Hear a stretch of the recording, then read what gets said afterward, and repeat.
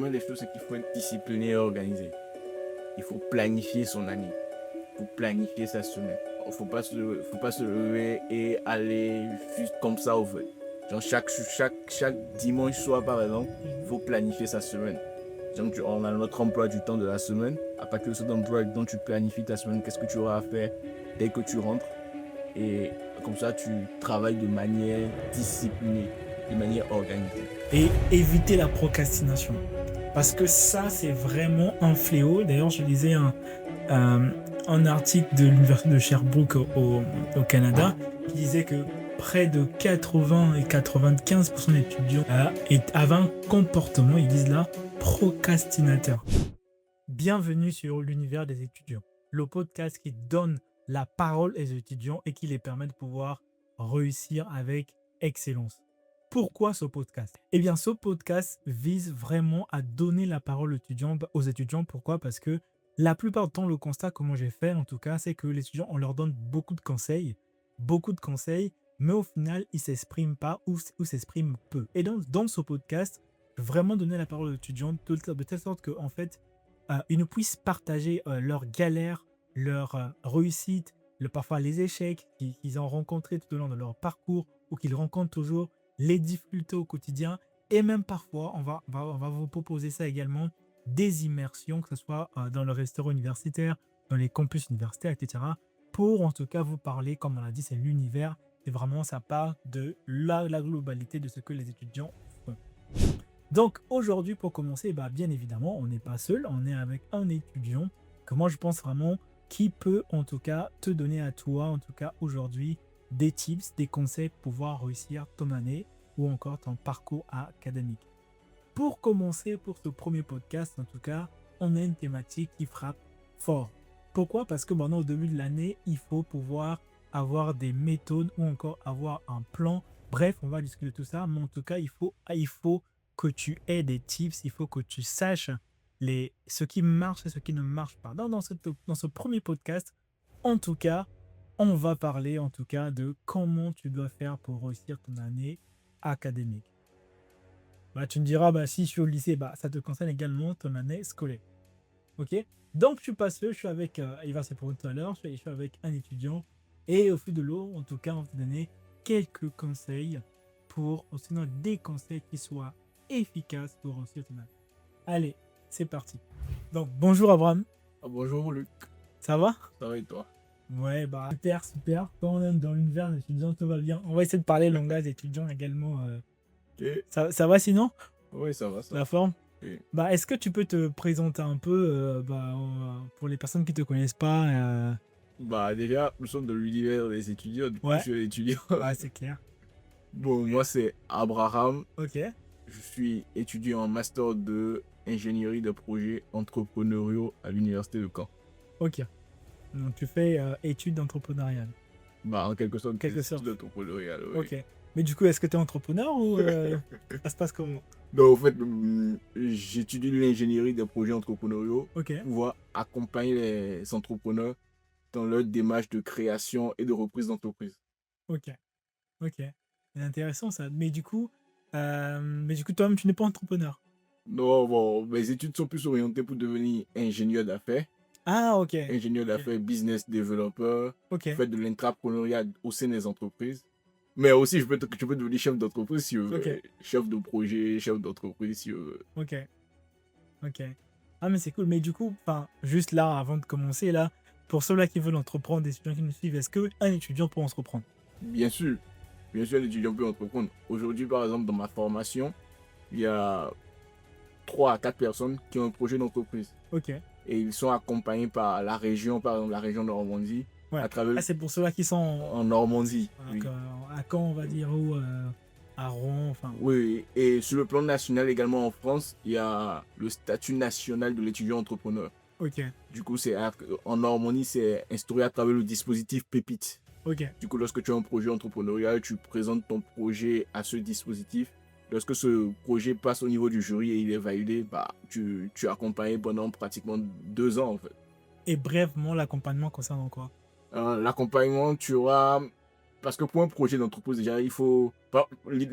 Toute entreprise part d'une idée. Oui. D'une idée. Et c'est cette idée-là qui est formalisée. Et lorsque tu décides de passer à l'action, c'est là qui devient une entreprise. Ouais. Du coup, lorsque tu as une idée, parfois, bah, c'est bon, on nous demande, on rêve beaucoup aujourd'hui. Mais il faudrait que tu ailles faire une étude de marché pour voir si cette idée-là est implémentable sur ce marché-là. Du coup, pendant cet accompagnement-là, tu es accompagné avec des experts. Il y a des experts qui t'accompagnent pendant tout le processus déjà de l'idéation. Et tu arrives à formaliser l'idée-là. Et tu vois si l'idée-là est réalisable. Si cette idée-là est réalisable, on t'accompagne pour que tu puisses continuer à créer l'entreprise, dans tout le processus de création de l'entreprise. Et tu as même accès à des investisseurs, à des business angels. Ok. Du coup, tu peux avoir, le dispositif est fait de manière pour permettre aux étudiants, c'est-à-dire les jeunes, c'est pour encourager les jeunes à s'intéresser à l'entrepreneuriat, en fait.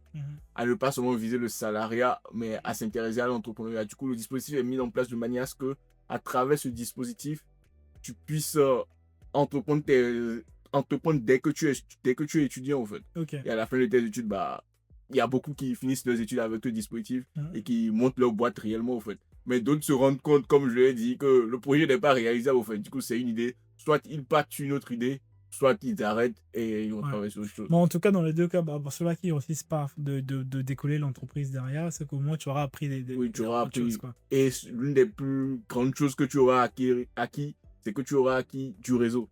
Ouais. Tu connaîtras plus de personnes, au fait. Ouais. Plus de personnes dans l'entrepreneuriat ou dans, en tout cas, les chambres de commerce. Oui, exactement.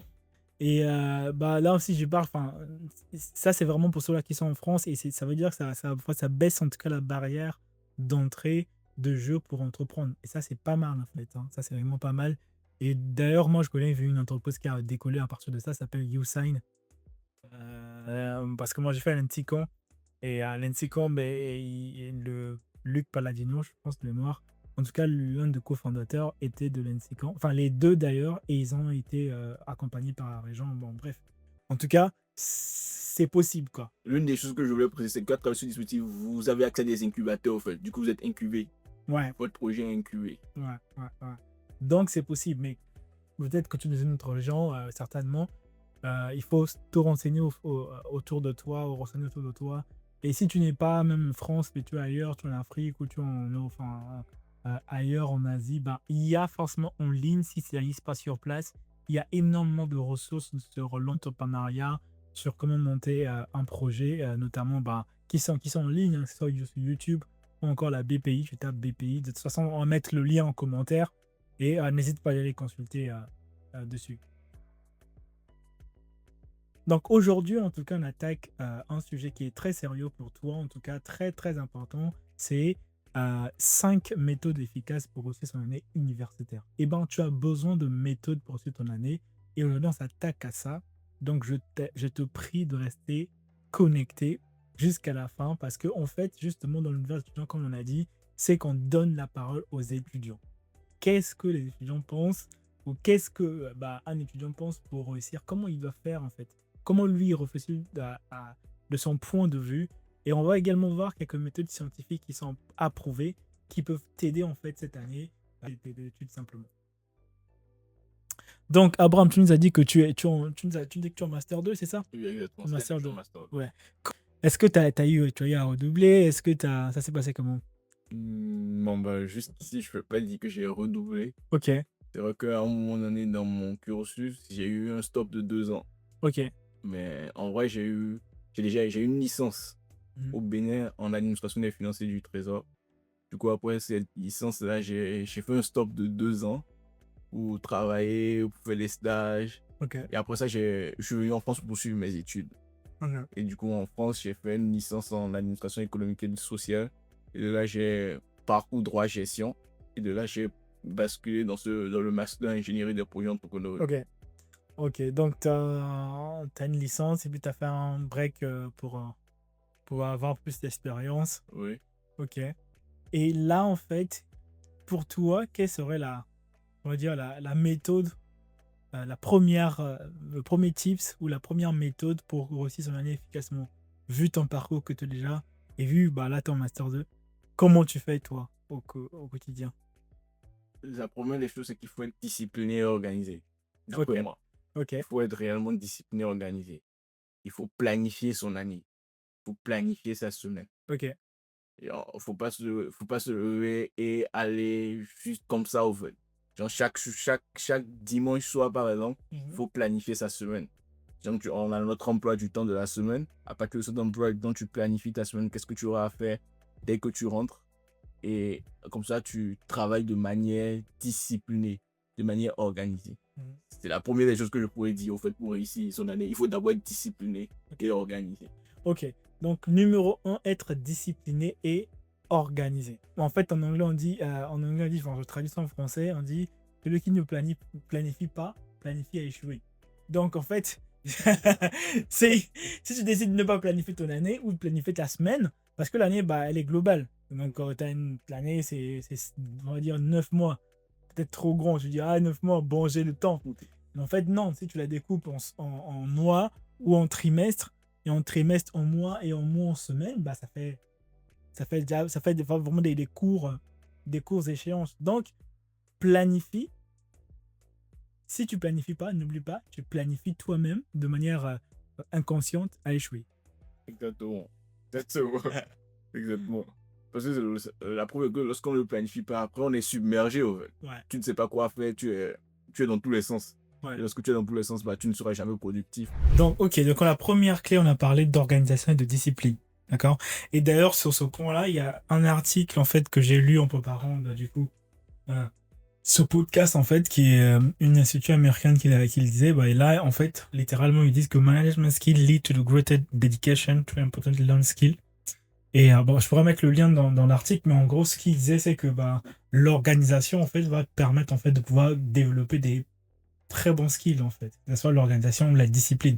Donc, il ne suffit pas en fait de se croire simplement intelligent. L'intelligence ne suffit pas. Et d'ailleurs, même une autre forme d'intelligence, c'est être bien organisé. Bon, parlant d'organisation ou d'intelligence, justement, pour toi, quel serait le deuxième point, du coup, pour réussir cette année?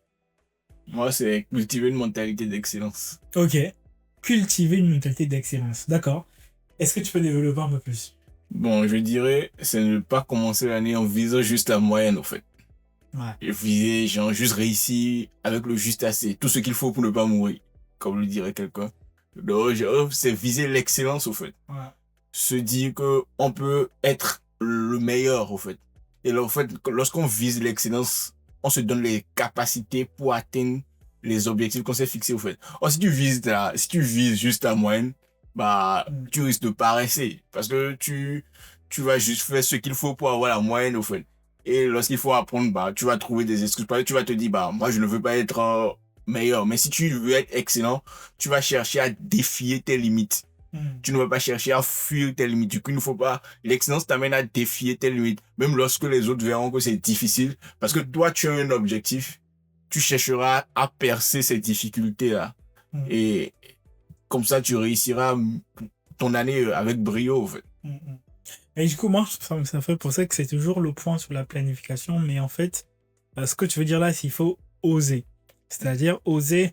Moi, je ne comprends pas cette mentalité des étudiants qui disent que bah juste passer me suffit. Non, je ne comprends pas cette façon de faire. Franchement, tu vas peut-être m'excuser toi qui me suis, mais je ne comprends pas cette mentalité. Il dit quelqu'un qui va à l'école qui se dit bah moi j'aurais juste tant que je passe ça me va. Mais non, on va pas à l'école pour dire juste tant que je passe ça me va. On va à l'université ou à l'école pour pouvoir avoir des compétences, c'est vrai, mais en tout cas pour donner un maximum. Il faut que toi qui vas de cette année, il faut que tu sois au plein potentiel. C'est-à-dire un cerveau a énormément de capacités. Donc on ne peut pas se limiter juste à te dire ok j'aurais juste 10. En disant ça, on ne dit pas que la note définit en fait une personne. Non, mais on dit que ce qu'on veut dire là, c'est que en fait, plus tu vas t'exprimer, c'est-à-dire que plus tu vas viser, j'aimerais dire peut-être le ciel, au moins tu pourras avoir les étoiles. C'est-à-dire que tu ne peux pas aller à l'école et te dire juste oh j'aurai juste la moyenne. Ça veut dire quoi? Tu seras moyen partout. Ça veut dire que tu vas juste lire un tout petit peu. Ça veut dire quoi? Que partout en fait, tu seras moins engagé. Exactement. C'est clair, tu seras moins engagé.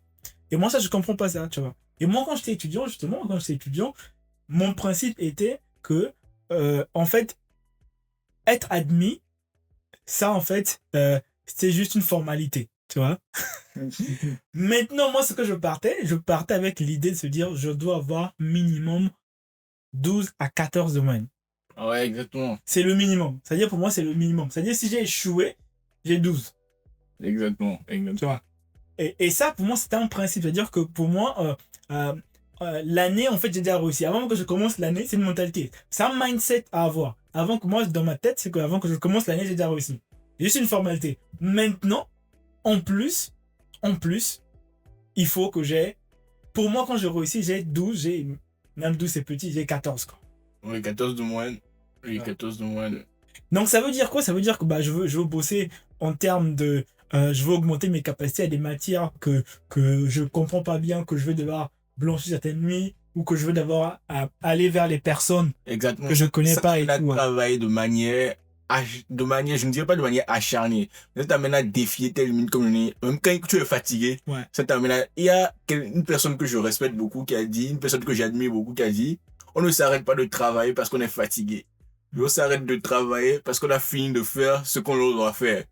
Aujourd'hui, par exemple, si tu es en train d'étudier, si tu vises juste la moyenne, lorsque tu seras le sommeil viendra, tu vas décider de dormir. Or, si toi, tu sais que toi, tu veux être excellent, même si tu n'as pas compris, tu vas te donner les moyens pour travailler malgré la fatigue.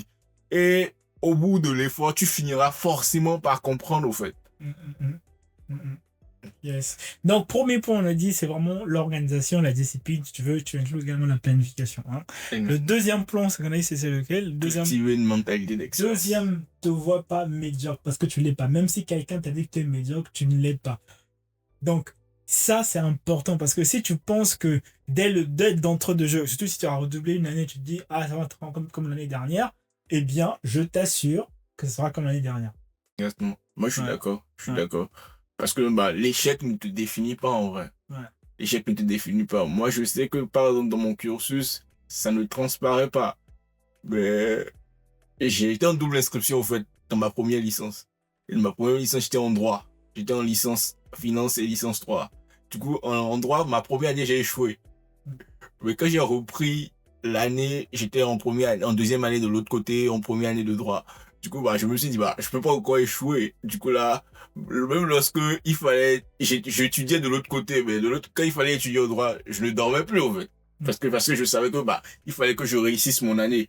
Du coup, j'ai changé mes méthodes de travail parce que j'ai vu que l'année d'avant, je n'avais pas travaillé. Du coup, là, j'ai travaillé, ça a donné le prix que ça devait donner, et j'ai validé l'année là. Super. On passe au troisième point? Oui, Quel sera le troisième point pour toi? Le troisième point pour moi, quand tu cultives une mentalité d'excellence, tu es discipliné, tu es organisé. Finalement, en troisième lieu, moi je dirais tu t'entoures des bonnes personnes. Ouais. Tu t'entoures des bonnes personnes. C'est ce que moi je dirais. Tu t'entoures des bonnes personnes. Quelqu'un disait que, en fait, ton avenir, on te reconnaît à travers les 3 personnes qui sont les plus proches de toi. Exactement. Et si vous avez remarqué, si vous cuisinez un peu, d'ailleurs, il faut cuisiner parce que, peut-être qu'on va parler sur le 4e point, mais si vous cuisinez un peu, pas seulement manger les kebabs, c'est pas mal kebab, hein, enfin, c'est pas mal, ça dépend de la personne qui l'en dit, mais c'est toujours mieux de cuisiner. Bon, là, c'est une parenthèse. Mais si vous remarquez, si vous cuisinez un peu et que vous laissez une tomate pourrie parmi plusieurs tomates saines, la tomate pourrie a tendance, il va rapidement contaminer les bonnes. C'est pas l'inverse. Bizarrement. C'est pas l'inverse. Et ça me fait penser que, en fait, les mauvaises compagnies corrompent les bonnes mœurs. Exactement. C'est très difficile de pouvoir ramener quelqu'un qui est... C'est possible, hein, mais en tout cas, si tu as l'entourage qui est moyen, tu seras moyen.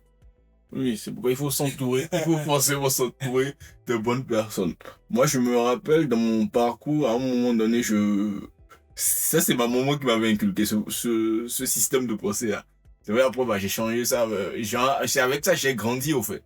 Le système de pensée, c'est que quand tu vas à l'école, à un moment donné, mes camarades de classe, ils devaient avoir au moins 14 de moyenne.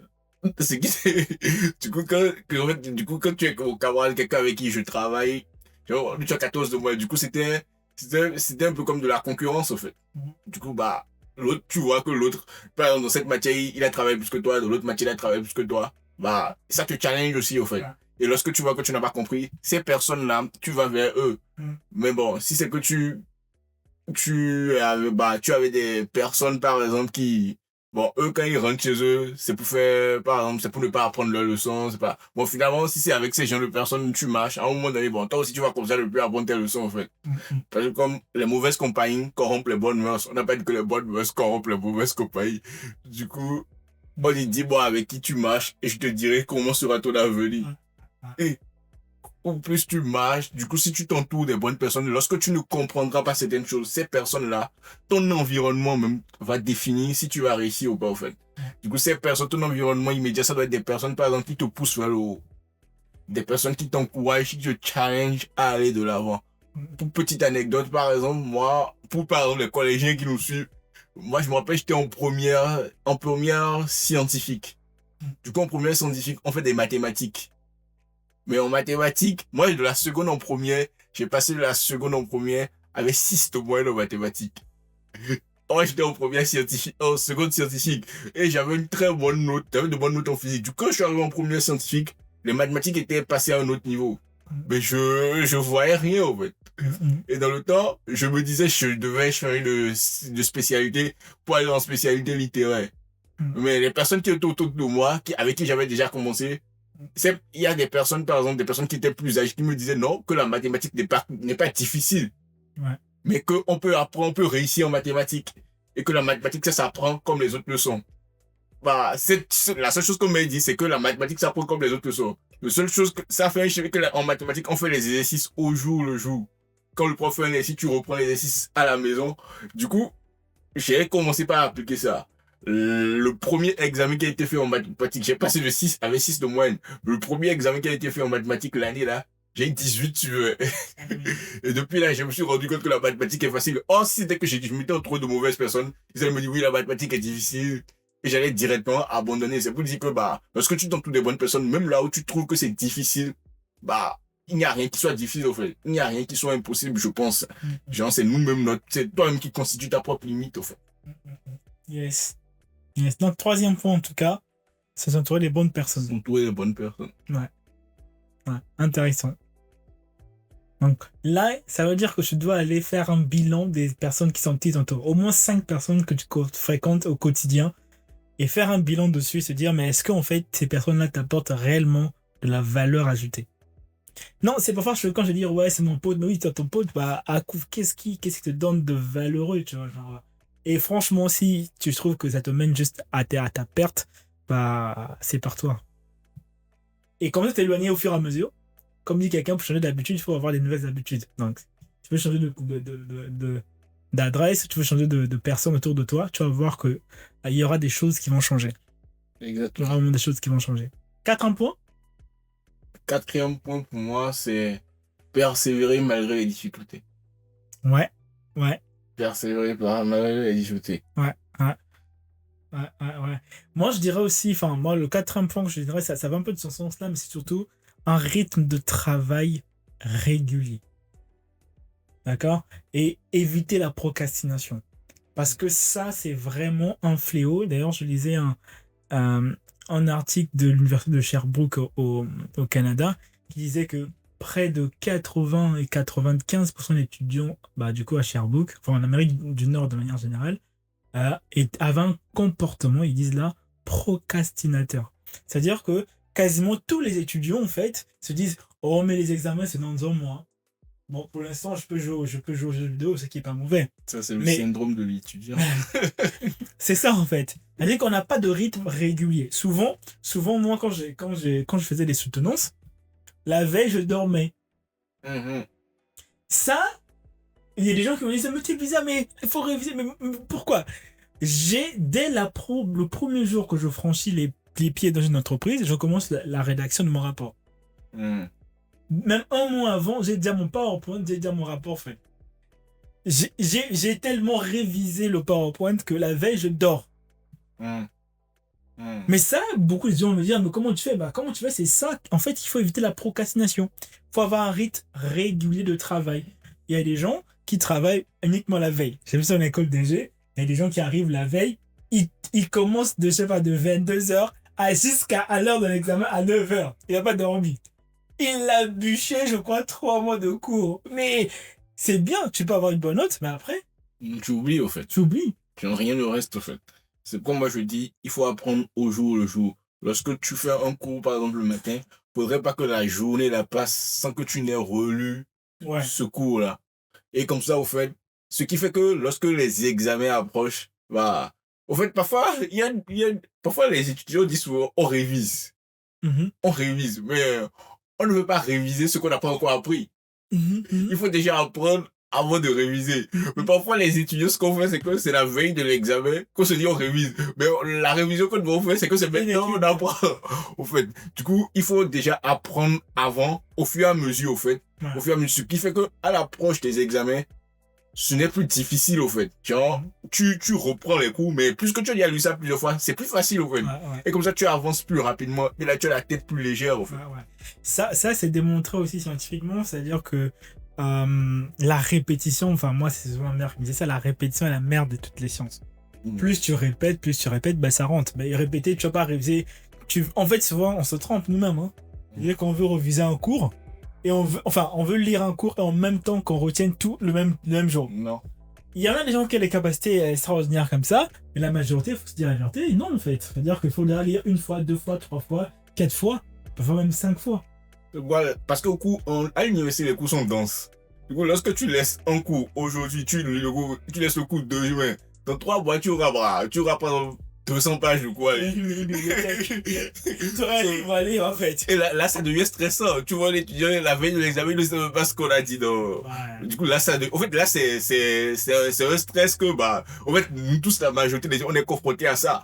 Mais le truc, c'est qu'on peut je pense qu'on peut minimiser ça en étudiant au jour le jour. Mais lorsque tu étudies au jour le jour, tu verras que la veille de l'examen, c'est là que tu fais une révision. Ouais. La révision est plus facile, au fait.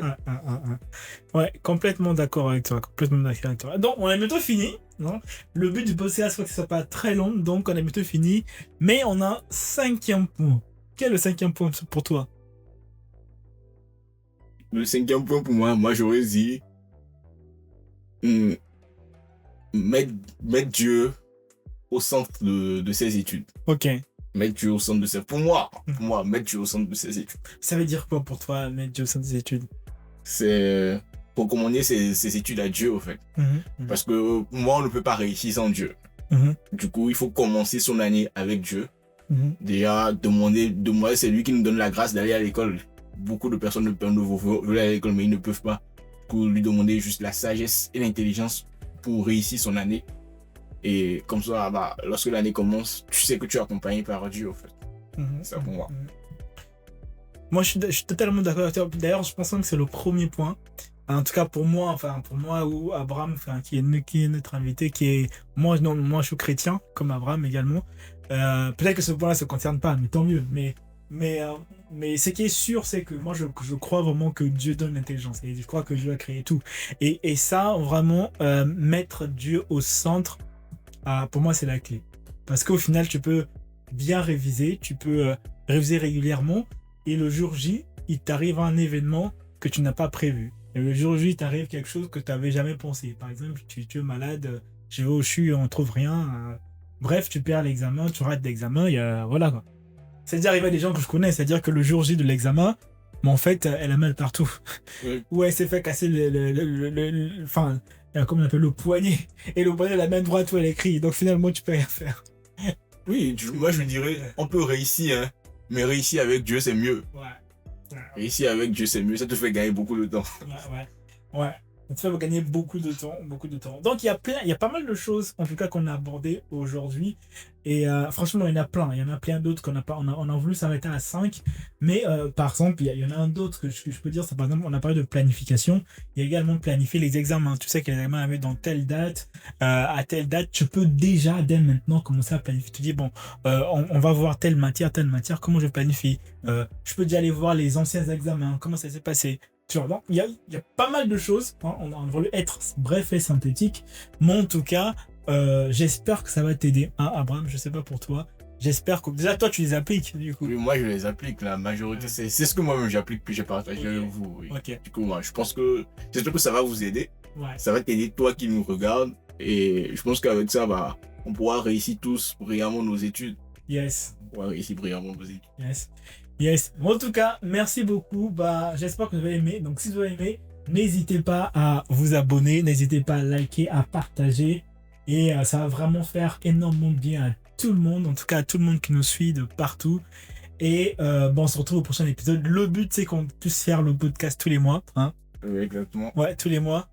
Au moins une fois par mois. Oui, un épisode par mois. Un épisode par mois. On va essayer d'inviter d'autres personnes, d'autres étudiants. Peut-être toi qui nous suis, on va t'aider. Ouais. Tu peux les écrire d'ailleurs en commentaire. Écris dans le commentaire. Si tu es intéressé. Si tu es intéressé.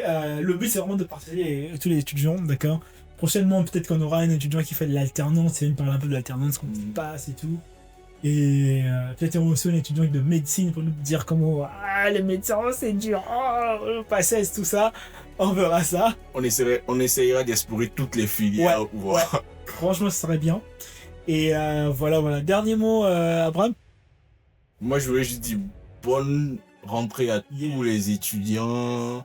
Que cette année soit meilleure que l'année. Et dire à quelqu'un qui est découragé en ce début d'année, de lui dire que ce n'est pas encore fini. Yes. Tu peux encore réussir et tu vas réussir. Il suffit juste d'y croire. Tu vas réussir. Never give up. Tout va bien et bonne rentrée à vous. Yes. En tout cas,